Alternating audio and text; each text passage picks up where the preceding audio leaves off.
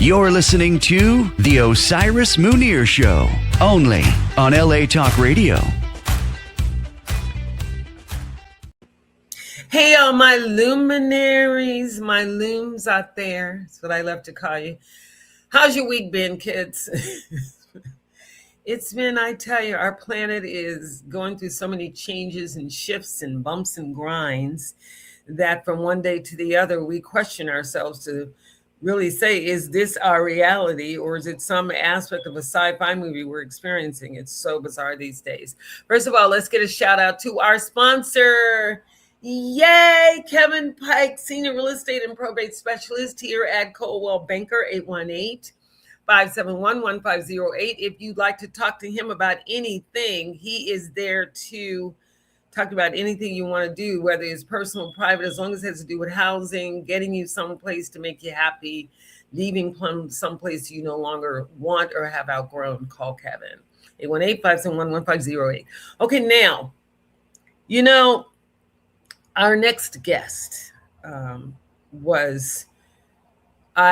me just lead in by saying in the 1990s, there was a lot of things going on music-wise while everybody else was bebopping and hip-hopping and doing all the things to do with hip-hop. And I think it was heavy metal was out. It was a few genres that were top of the line. And while everybody else was doing those things, our guest today had to witness a high-powered celebrity event. He is, and at that time, we'll talk to him more about what he's doing now. He was the general manager and owner of Mezzaluna, the restaurant in Brentwood. Now, I don't know if he was the owner, but I know he was the general manager.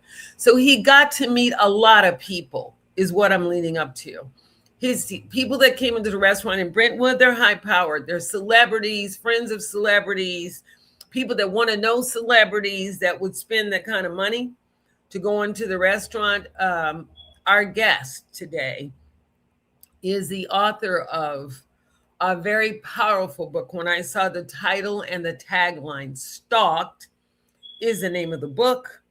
He's an author, writer. When I saw the tagline, it could have been me. My heart bled and went out to him. I mean, we've all experienced levels of betrayal, but when you have to witness someone being murdered and cut down right before your very eyes, and then going, especially someone you love very deeply, it can be a rough ride. So I would like to welcome our guest today. His story has been a keynote in the trial of the century in the 90s. You might remember it. It was the murder of Nicole Brown Simpson and her friend Ron Coleman. And this gentleman, our guest today, Keith Zlomsowitch, was there to witness the whole thing. As a matter of fact, he was the boyfriend at the time. Were you dating Nicole at the time, Keith, when this all happened? So we're going to get this story straight from him. And before we talk to him, my heart goes out to you, dear heart, that you were brave enough to come almost 30 years later and tell us your story. So I want to start off by asking you, when you were with the Mezzaluna at the time, you were on stage a lot. You had to be a good manager, be a good facilitator of people's moods, personalities, their various traits, and things like that. What was one of the things in the culture that came into the restaurant that you witnessed that the public would have missed? Well, my restaurants were very celebrity driven. I opened Mezzaluna in Aspen first in 1986. Wow, see? And branched out from Aspen to Beverly Hills for the second Mezzaluna, and then Mezzaluna Brentwood, which most people are familiar with because of Ron Goldman's employment there. And Nick had her last meal there, obviously. And then I opened the Monkey Bar, Los Angeles. And anyone who was around in the 90s in LA knew of the Monkey Bar.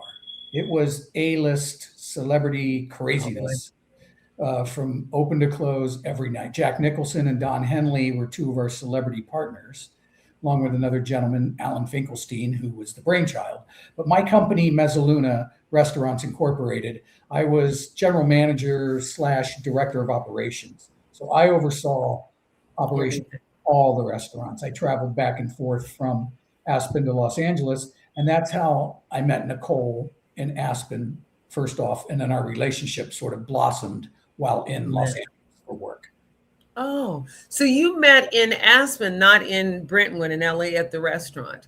So was she a waiter in the same restaurant, or how did you guys how did you meet her initially?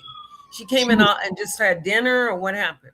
She was skiing in Aspen, Colorado one day. Mm-hmm. In 1992, she had just separated from OJ, and she had come to Aspen, in her words, to get away from her abusive husband. She didn't tell me who he was. I didn't really care at the time.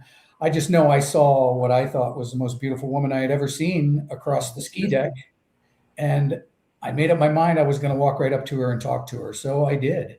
And we started with small talk. We chatted a little more. I invited her in for dinner that night.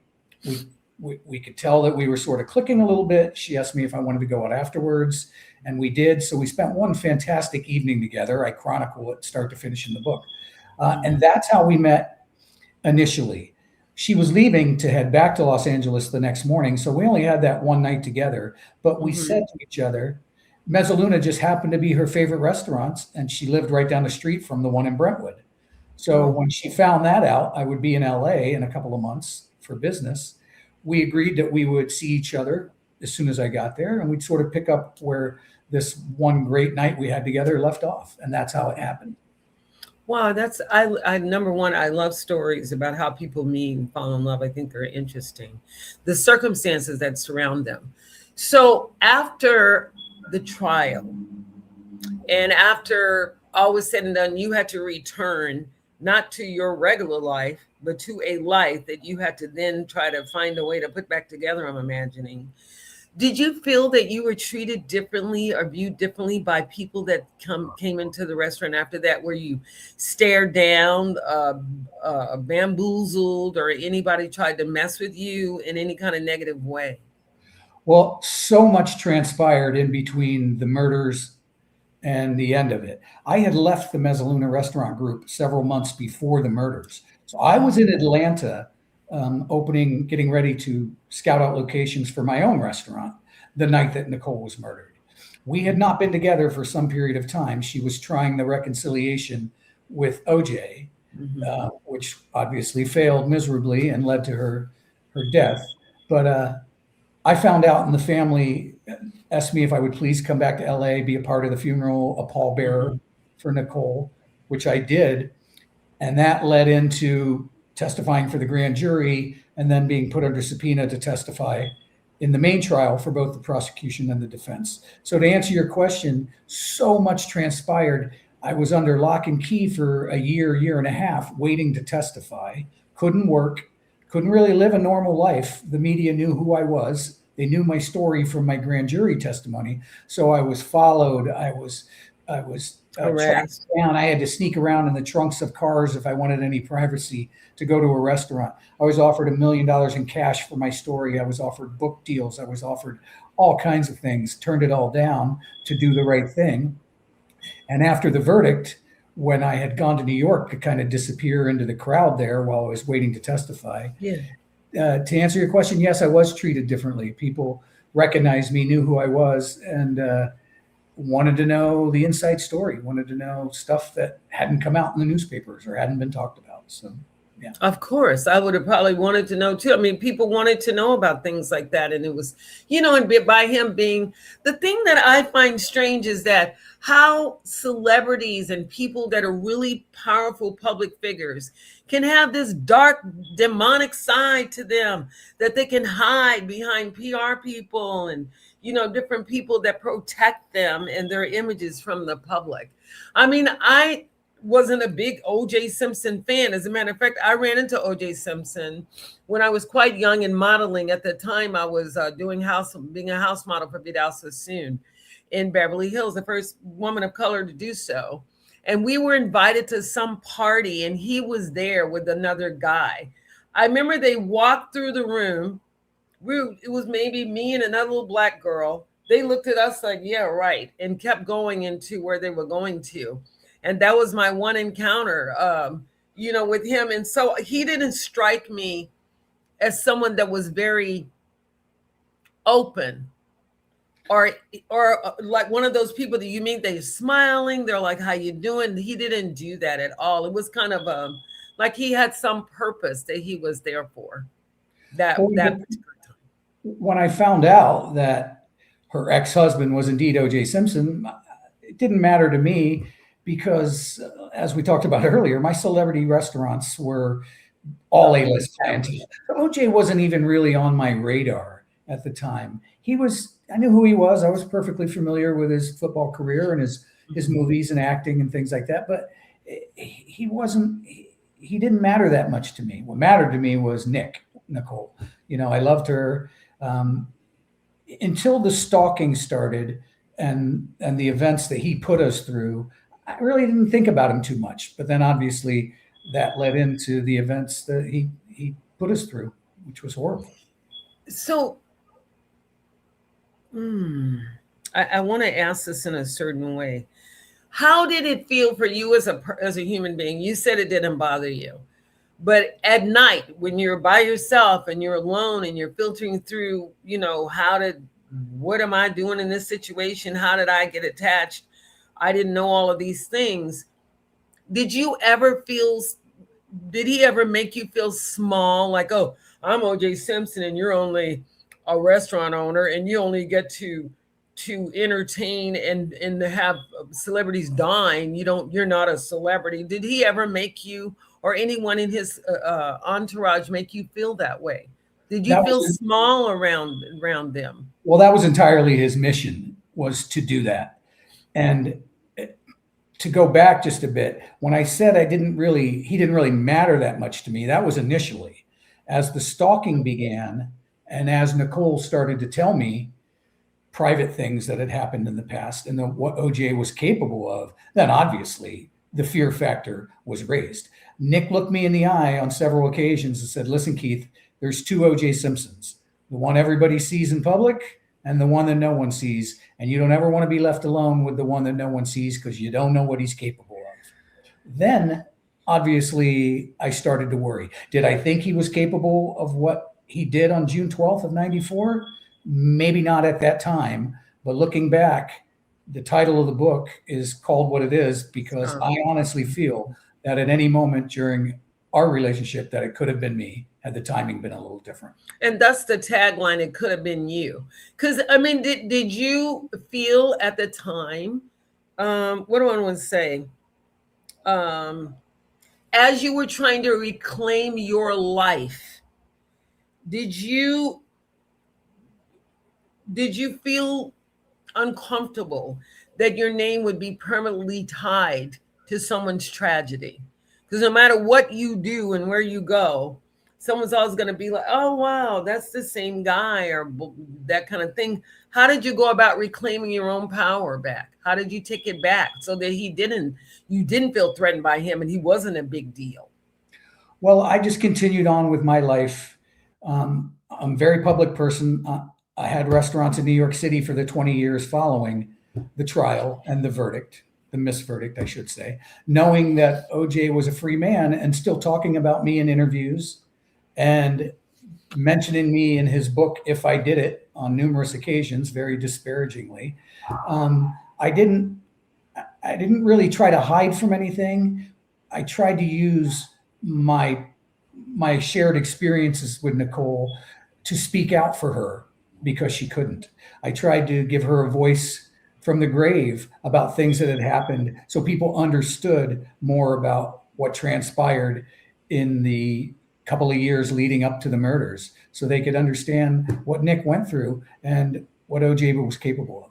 What did she go through? Other than what we heard in the news, and I'm in the media, so what did she go through?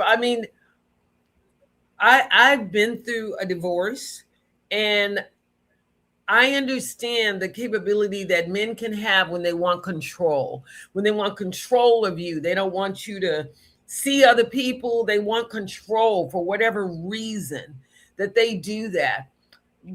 Did you have, were you the safe harbor that she had during the time she was going through this? She could call you up at 3 a.m. and say, baby, I'm scared. Or can you talk to me until the light leaves my front yard, until I figure out what the dog is barking at?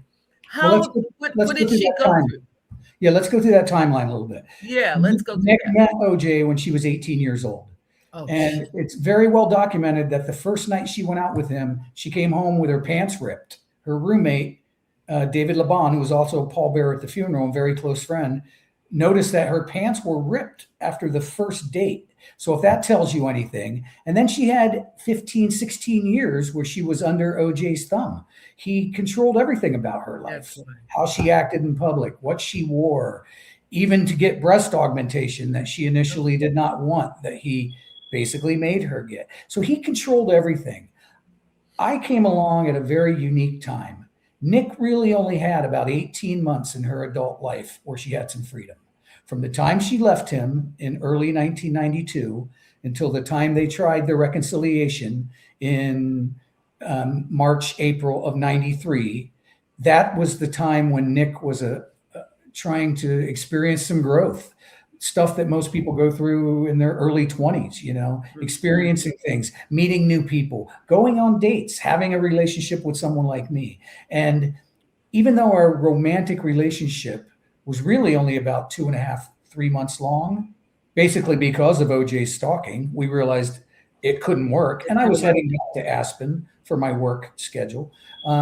We became best friends. So for the next 15, 16 months, we talked every day about everything that was going on in her life, how she felt about things.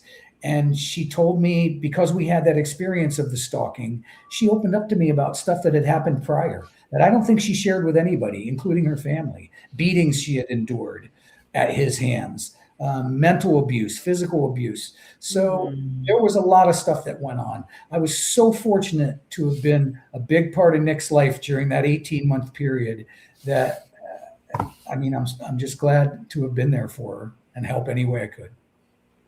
And what a wonderful soul. Because most of the guys be like, look, I don't know this man, but I'm not in it. You can deal with it by yourself. You're the one that, dated him and all of that. But, thank you for sharing that she was so young.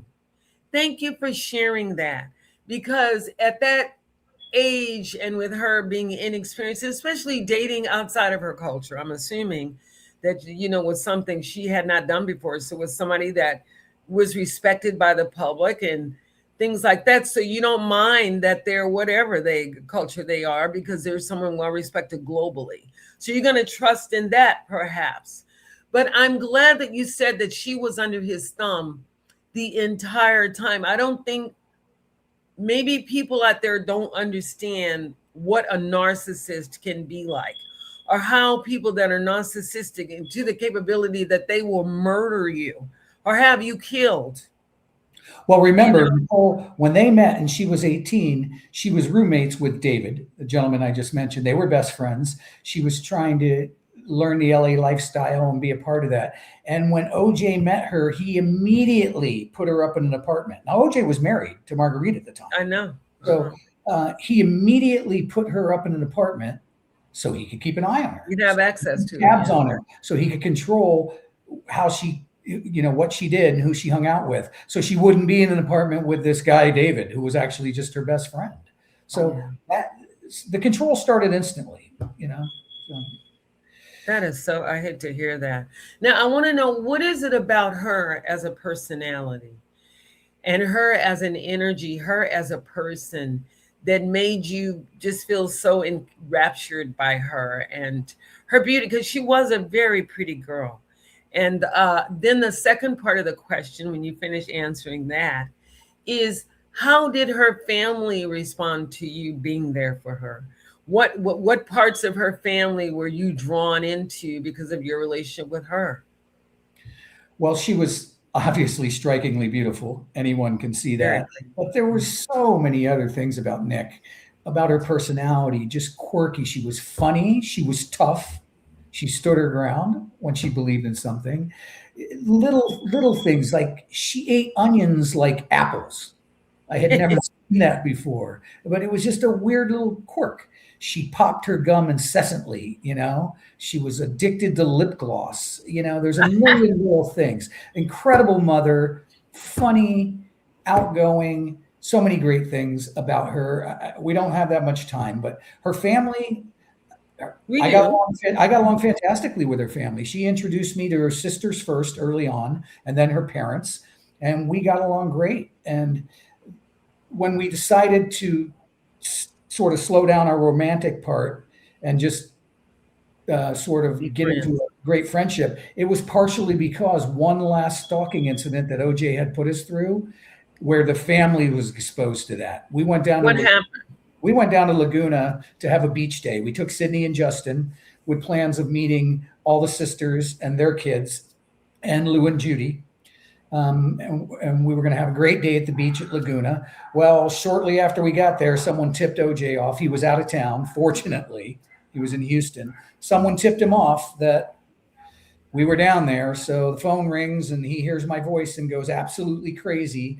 I put one of the sisters on the phone. He read her the riot act for 15 minutes on the phone. Then he called the family house and just laid into Judita and Lou about me being down there and me being around the kids and, the whole craziness that I felt so horrible that things that had happened with Nick and I, the stalking incidents, had never involved her family prior to that. It had always been him following us. Yeah. Now he brought the family into it. And I just felt horrible about all that. So at the end of that day, we walked down the beach in Laguna and we sat on one of the rocks and we looked at the sunset and just sort of talked about everything and agreed that it was going to be tough for us to have any kind of relationship based on what he had already put us through in the short 2 or 3 months we were together.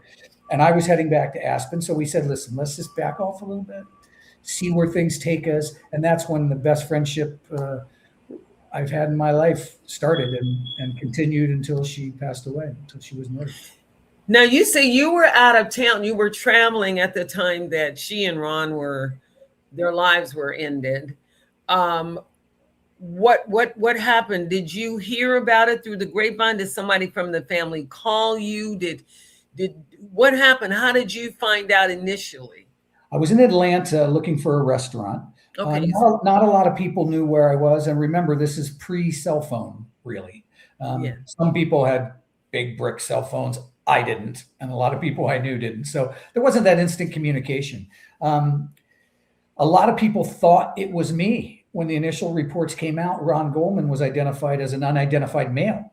I think his wallet got knocked out in the scuffle. And so for the first couple of hours, anybody who heard thought it was me, knew she was at Mezzaluna. Those reports had come out. Ron's name hadn't been mentioned. They knew of my history with her. So people initially thought it was me. I think her family actually thought that initially too, but they didn't know where I was at. So I was woken up in Atlanta by a friend's phone call that knew I had dated Nicole. And he said, Keith, turn on the news right away. And I turned it on and I was shocked. I immediately tried to call the Brown house. Line was busy, couldn't get through. Called my best friend, Ron Hardy, who was incredible friends with Nicole. She had introduced us.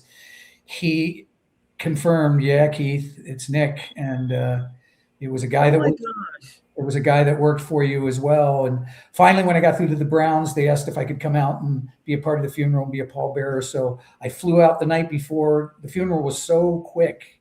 I flew out the night before and arrived in time to carry her casket and show her the honor that she deserved and have to stand next to the guy that I know murdered her.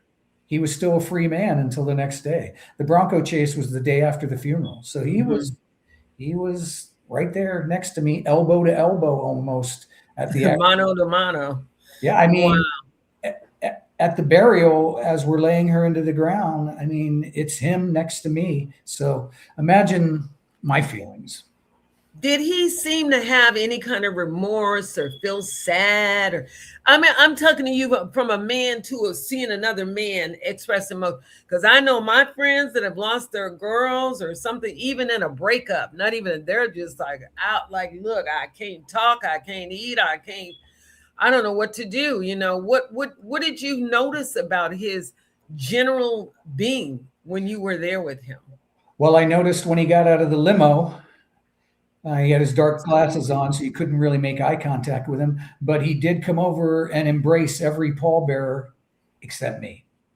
So, what does that tell you? Does that sound like an innocent man who's concerned about his wife being murdered and going to try to find out who did this? Or does that sound like a guy who is still angry at me because of the things that we went through? Yeah. And no one wanted to talk about it because that day was about Nicole.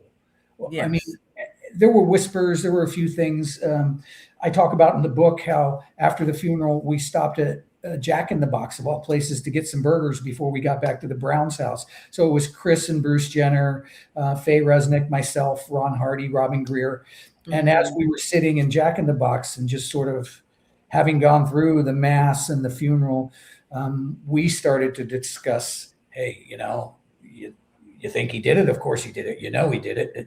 But that was the first time. Everybody wanted to show the respect for Nicole at the burial and the mass. So when we got back to her family's house later that day, the conversation started. But to answer your question, he didn't look remorseful. He looked almost angry.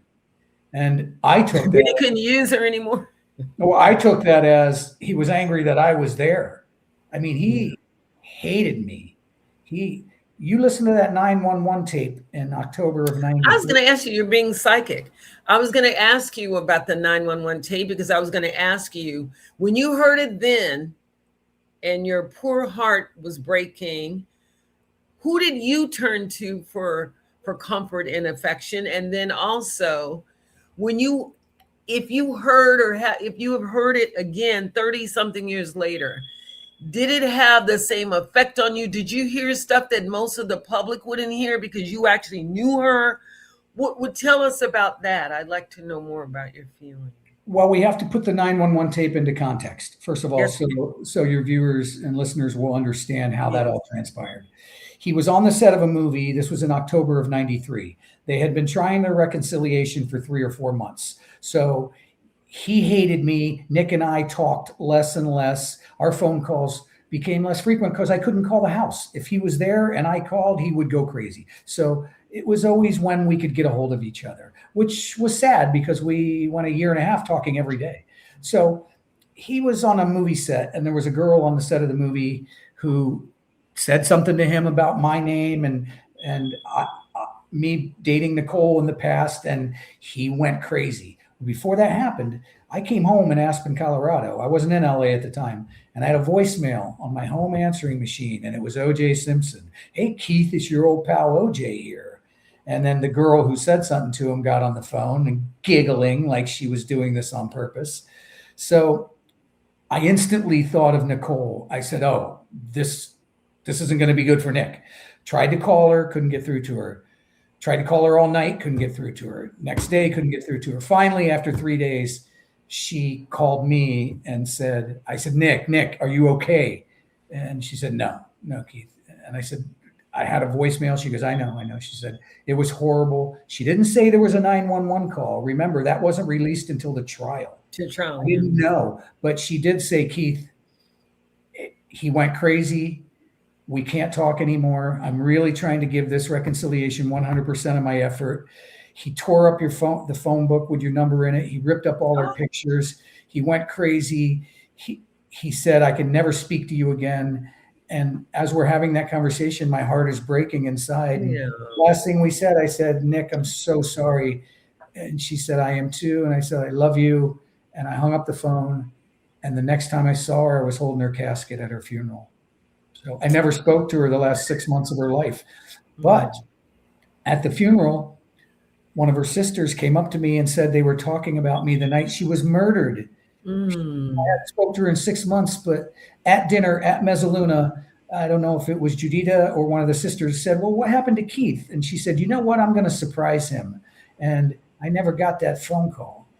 She was dead 2 hours later. So for me to be standing at the funeral next to the guy that killed her, holding her body in the casket and finding out from her family that she was thinking of me the night she was murdered, you try to grapple with that range of emotions.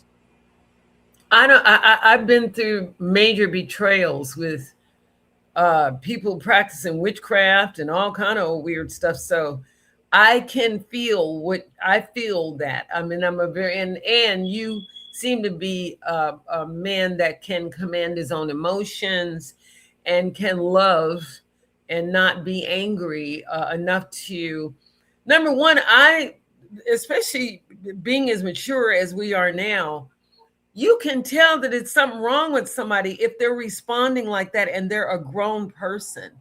You're ripping people's pages out of a book. You're telling another adult that who they can talk to.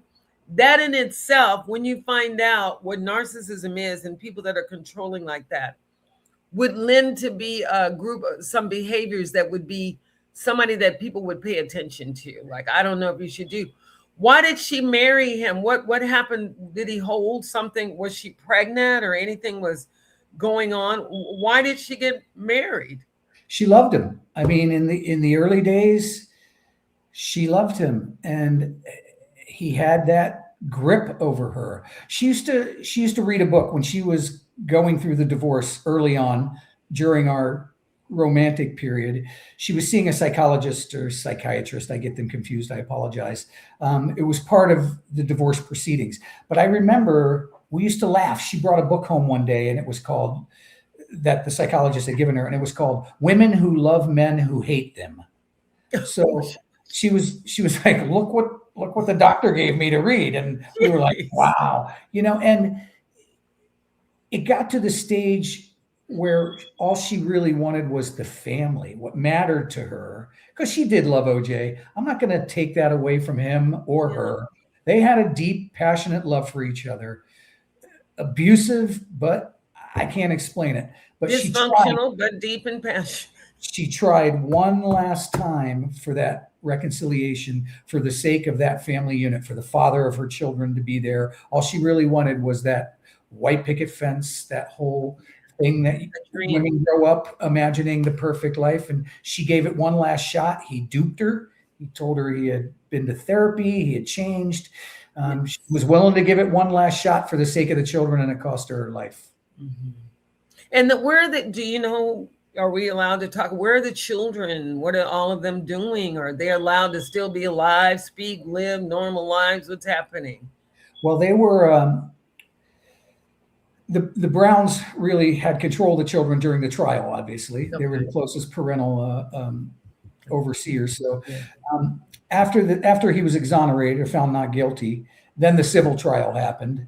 And then the custody trial, which was the last of the three. The Brown family contacted me in New York, where I was living at the time, and asked me if I would be willing to fly out and testify in the custody trial, knowing that it was them putting it on. It wasn't the state. The expenses were going to be there. And I said, don't worry about me. I'll jump on a plane and I'll be there with bells on, because I want you to have those kids. I want to do what I can. Yes. Well, I got out there to testify. The judge felt that my testimony wasn't necessary for whatever reason. After sitting there for 2 days waiting to testify, he got granted custody of the children, which was almost a foregone conclusion in the state of California, because he was not convicted of the crime. We were allowed one last night. I stayed during that period of time in the Brown household where Nick grew up, the family house. They invited me to stay there during the trial. We got to take the kids out one last time for dinner. Took them out for sushi all as a group. And then the next day they got handed over to him. I've never seen or spoken to them since that night we went out for sushi over 30 years ago. And that was, I believe he had a no contact order is what I was told. Yeah. I wouldn't have reached out to them knowing that he had custody of them anyway. And they were very young. When Nick and I were dating, they were young. I mean, they're like 2 or 3 years old, right? Justin was 3 and Sydney was 5, so Yeah, they were little your kids. memories of me are probably, what you remember at 3 and 5 years old. So I remember teaching them how to ski, going with them skiing and riding bikes. And we used to take them to Magic Mountain for the roller coasters and to the beach. And we had a lot of good times together, but I never tried to step in to a role of, being an absentee parent or, something like that. That wasn't my place. And she understood that. So I never reached out. I never have to this day. From what I understand, Justin is living in Las Vegas. Sydney is living in Florida. Sydney's had a couple children. I think Justin has one too. I hear about them through the press, but I have no personal knowledge of what their lives are like. Wow. So yeah. But you said you were best friends with her, and I'm sure that they probably would have known more about you had the circumstances been different and you were just dealing with a regular guy that wasn't angry and didn't want to, kill or maim people because he didn't get his way or whatever. Now, let me ask you something. I'd always heard and been told in the streets here in LA that he had numerous affairs. And even though she was his main squeeze, I guess say his wife, there was never really any kind of true commitment that he had to her, that he just wasn't right in the head. Is some of that true? All of that true? Or all of that's true. He was a horrible womanizer. Nicole was well aware of that.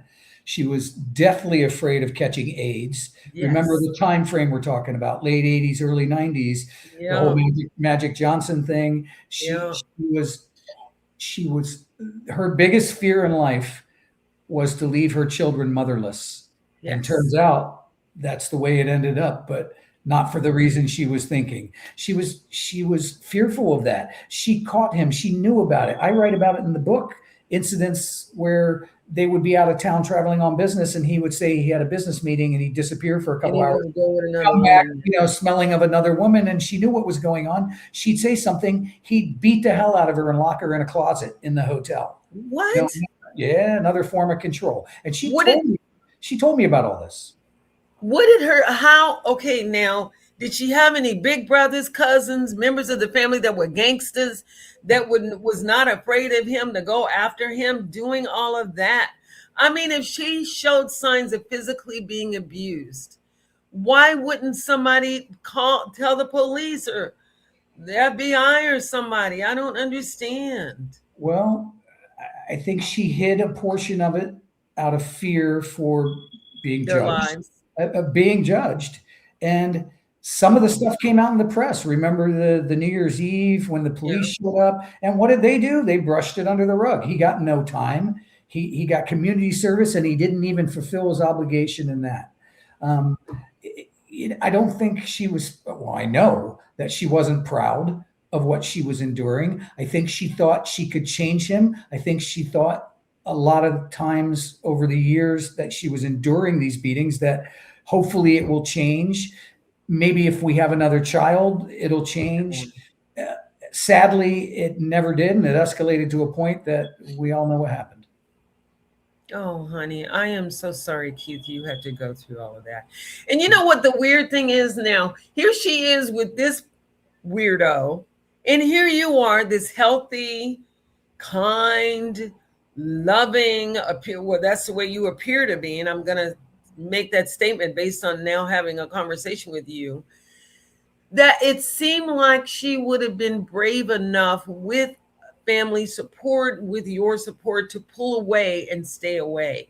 So do you think it's because he was a celebrity and all of that, that it some kind of psychological tie-in, like, well, he's a celebrity, and if I leave, it's going to be this and it's going to be that, or I'll be blamed for this? What do you think held her there outside of, because after a while, the love leaves. Trust me when I tell you, I've had that experience. The love goes. There may be some emotional imprints, but that whole emotional thing, I know, some of it became internal, where you want to hurt yourself or whatever. But what do you think about that?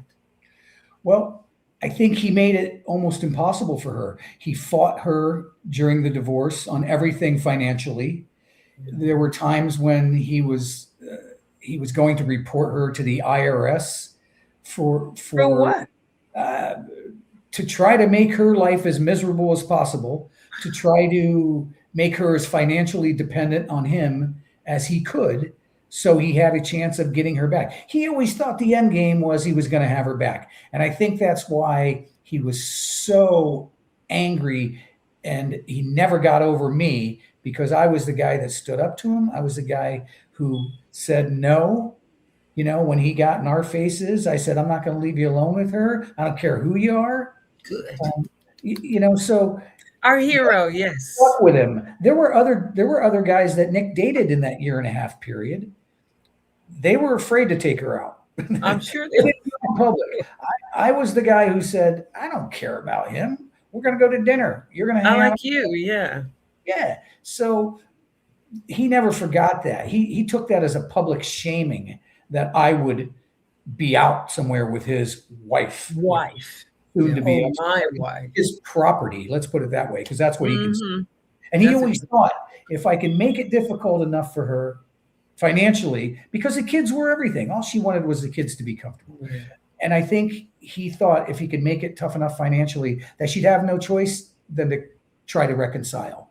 Now, I don't know the reconciliation that they did try. We had long conversations about it when it first started. I expressed my opinion about it, but not maybe as vocally as I should have, because I wanted her to make her own decisions. But I told her, I said, Nick, are you sure about this? I said, I don't know, so we talked about it. But in that case, he had convinced her he had changed and he was going to be a better man and a better father. All those things she dreamed about. And like I said, if they hadn't tried that reconciliation, I think she'd still be alive today. She probably would have been. Yeah, I think as time was passing, he was letting go a little more. But during the reconciliation, he got back. He grasped back on and couldn't let go. Yeah, because he had to travel and be with other women and keep his other mistresses happy. But listen, what I wanted to ask as well, during the time that led up to her what kind of relationship did you have with Ron? And then the second thing, how did he get involved? And then the second thing, how does Nelson Aspen, who did your foreword of your book, how is Nelson involved? How is he involved? I heard he was a witness. So answer both of those. Let me hear that. Ron Goldman, I did not have the honor of meeting Ron Goldman. Oh. I had left Mezzaluna Restaurant Group and gone on to do my own thing. Ron was hired after I had left. Oh, I knew the entire staff at Brentwood. I had hired and trained all the management. So I knew everybody there with the exception of Ron. I say in my book, I want to thank Ron. I think he tried to do something very noble and defend Nicole in a horrible situation. And he walked into a no-win situation, and he paid for it with his life. And I want to thank him for being that kind of man. And my heart breaks for him and his family every day. As far as Nelson Aspen goes, Nelson is my cousin. And what? Nelson Aspen is my cousin. He's your real primal cousin. Real primal cousin. From your family. We didn't meet until 1985, 86. When I had a restaurant in Beverly Hills before I moved to Aspen and started Mezzaluna. I had a different restaurant in Beverly Hills called Peretz that I had opened on Olympic and Robertson. Nelson was a cousin who grew up in Pennsylvania. I grew up in Florida. I had heard about him. We had never met. So I get a call one day from my mother saying, your cousin Nelson's moving to LA to pursue his acting career. Could you give him a job, or would you like to meet him? I said, absolutely. So we met, we hit it off. We became almost like brothers. He started working for me. I moved to Aspen, did the Mezzaluna thing. He stayed in LA. I eventually branched back out to California with the Mezzaluna Restaurant Group. And then I rehired Nelson. So Nelson worked for me in the Mezzalunas. He was there during the Nicole days. He actually would come over to Nick's house sometimes to the pool and hang out with us. He saw OJ come in the restaurant and confront me. So he was there for that. And to this day, Nelson and I are like this. I mean, that's why I asked him to write the foreword to the book. I thought, first of all, he's a brilliant writer in his own regard. He is really good. I interviewed him. He's really good. I thought to myself, who better than Nelson to write this, because he was there for it. Small world. I had no idea. But you know what? As a matter of fact, Your face is a little bit heavier. Maybe it's because of your beard or whatever, but you do have similar cheekbone structure right in there. You can see the, now, is it on your mom, dad's side? Is your first cousin, second cousin? Second cousin, mother's side. My mom's father and his mom's father are brothers. So he's a Oh, second wow. cousin, but we don't have a lot of first cousins in our family. So some of my I thought cousins the first, I thought the first cousins were. he's our grandfathers were related, not our parents. Oh, okay, I got it. I was like, wait a minute. Okay, I got it. But he knew all about me growing up, and I knew about him growing up. You know, Okay.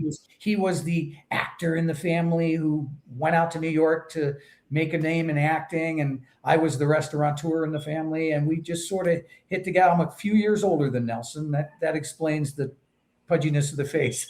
No, you just look like a version of him, but I didn't see that he had a beard. I met him and interviewed him on the show. He's very, very sweet, and got his book and everything. And so I was wanting to know what the connection was, because it said that he was I'm like, well, how did he know everything? But now I understand. So let me back it up just a little bit. We've got a little bit, let's see how much time we have. I've got about maybe 5 minutes, I'll say. How has all of this affected your love life? Are you in love again? Do you want to be in love again? Did you find another beautiful woman to experience your beautiful person that you are? What happened? Well, I never got married and I never had children, if that tells you anything. I had some great relationships over the years, but I could never really take it to that next level. I always found myself kind of pulling back a little bit if it got to that level. And I think I just always had a place in my heart for Nick. And I believe someday I'll see her again. As you know, I become a little more spiritual later in life. I'm happy about that. And at this stage now, maybe I'll find somebody, but I think that ship has sailed as far as getting married and making that kind of commitment. So I don't regret it.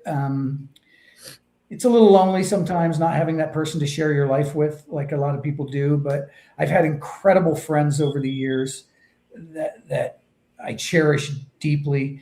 And I've always kept Nick right here.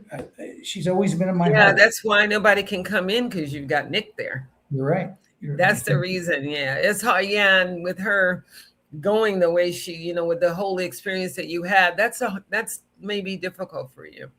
I can see where it's like somebody that met their soulmate and nobody else is ever going to live up to the person. They're not going to fit. They're never going to be that person. So you'd either have to be on a different frequency, a higher frequency than the person, or, not be the same. So you'd be taking less than what you've had or getting more than what you have, but you'd have to go through the whole thing of opening your heart and all of that. Have you worked? Do you feel that your heart is closed? Do you feel like that's your choice? I just think it's my choice at this point. I've had, like I said, so many great friends over the years that sort of fills that emptiness and that void. So the timing for Nick and I was obviously off. You talk about soulmates. If it had happened at another time in both of our lives, maybe circumstances would have been different. We hit that one spot and tragically events ended like they did.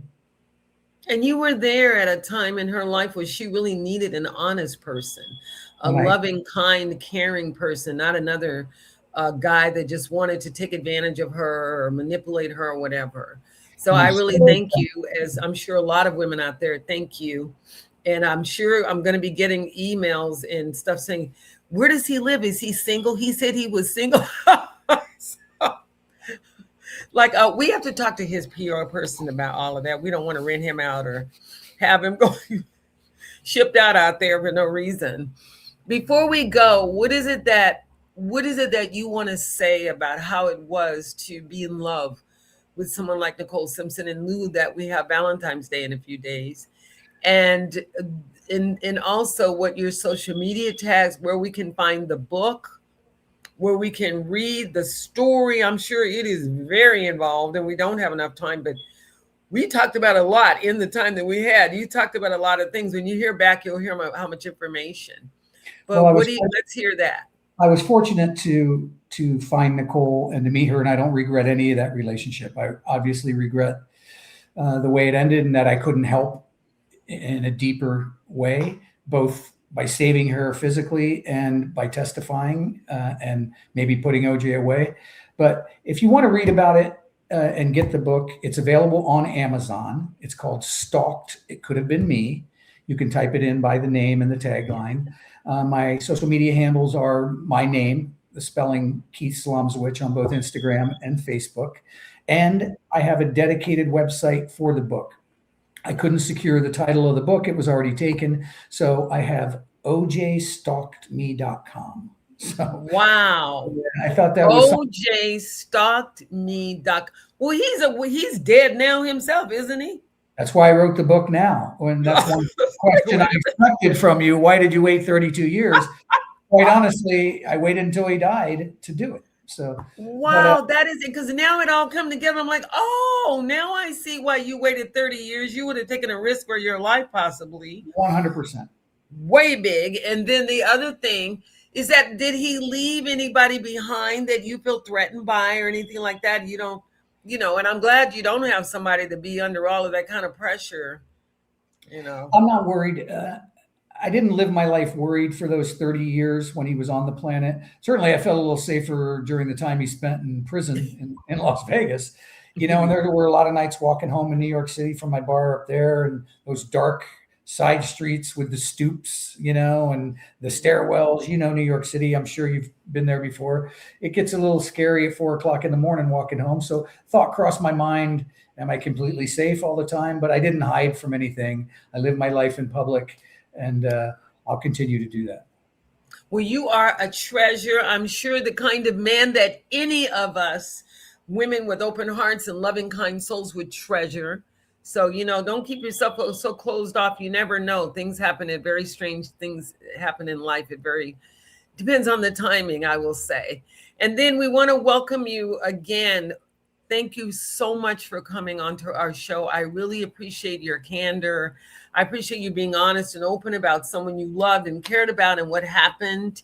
And I certainly appreciate that you were brave enough to write about it and to tell us the story.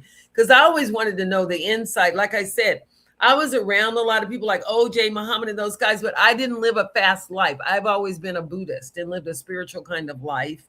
So I'm, my energy would go towards other things, although I did hang out and get to go to a lot of things, things like that. But it was really, really just interesting to have you on the show and to get a fresh perspective about something that happened very long ago, but people out there are still wondering what happened. And especially because it was OJ Simpson, and in the Black community, OJ Simpson was like, oh my God, he's a big deal. He's a star, he's a king, things like that. And then to have something like that tarnish his name and the name of people that were associated with him. So I appreciate you coming up to the show. Before we go, I want to say thanks to Sam Hassan, the owner and person that runs LA Talk Radio. Thank you for helping to bring my shine to the forefront every week. I want to say shout out to the luminaries out there. I loc you. People, you're a luminary. There are people that are light. They're conscious and aware of things. And they watch and care about how they treat other people and thus how they are treated in return. And so I want to tell you, I loc you. I love you for being who you are, for being brave, coming out in the world like this gentleman does and still living a life, even though things might be happening around your circumstances. Don't forget to always believe in yourself, if no one else. And I loc you. I like you for putting up with me every week, coming in to listen to me and hear what I got to say. I will tell you that I'm in there with you. None of us have easy lives, although money can help cushion some of those times and troubles, but it does not prevent us from going through what we need to go through to learn our lessons in life. So I want to thank you for being here with me. Don't forget to like and subscribe. I cannot do it without you. We need the numbers. And I need you to listen, and I need to talk to you and see your face. That's why I come on here, to see you and talk to you, make sure all of you are okay out there. It's a lot going on. If you want to look me up, I'm under Instagram, Osiris_Munir_ the painter. I am an abstract painter, and I do look for certain palettes in my mind to bring out and express to you. And again, let's thank our guest and our author and writer and brave, dear soul, Mr. Keith Zlomsowitch. Thank you so much for coming. And for next week, we're going to have another guest. And for now, go get his book, Stalked. It Could Have Been Me. I get why you said it could have been me. Just now it came to me. Because you could have been with her instead of Ron. You could have been hanging with her instead of Ron. But it was Ron that, was with her the night that they caught them off guard. It could have been you. I totally get it now. Bless your heart. My heart goes out to your dear heart. All right, everybody. We'll see you next week, and bye-bye.